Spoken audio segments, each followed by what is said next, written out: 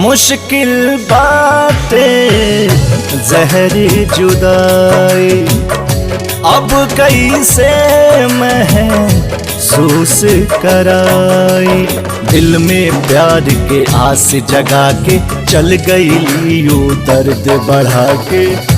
उनके वियोग में दिलवा दिन रात रोता है तोता तोता दर्द बड़ा होता।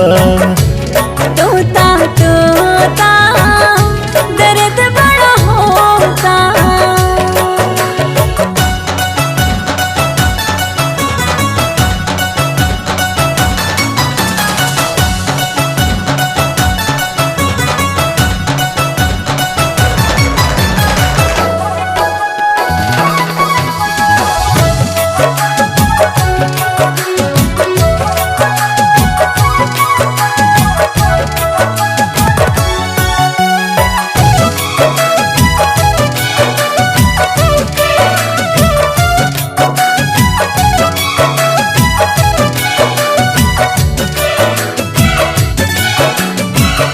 बिरहा के आग में जर जाएब हम, घुट घुट के अब मर जाएब हम।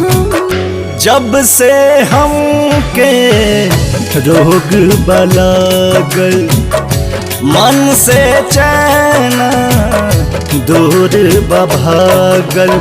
उनके बिना हम रह ना पाई, प्रीत पिरा अब सह ना पाई। ऐसे तड़पीले जैसे पंछी बिन खोतर। तोता तोता दर्द बड़ा होता। तोता तोता दर्द बड़ा होता।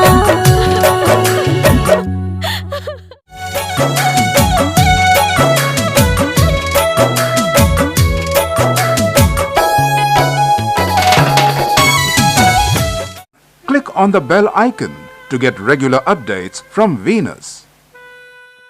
For more entertainment, log on and subscribe to www.youtube.com/VenusBhojpuri.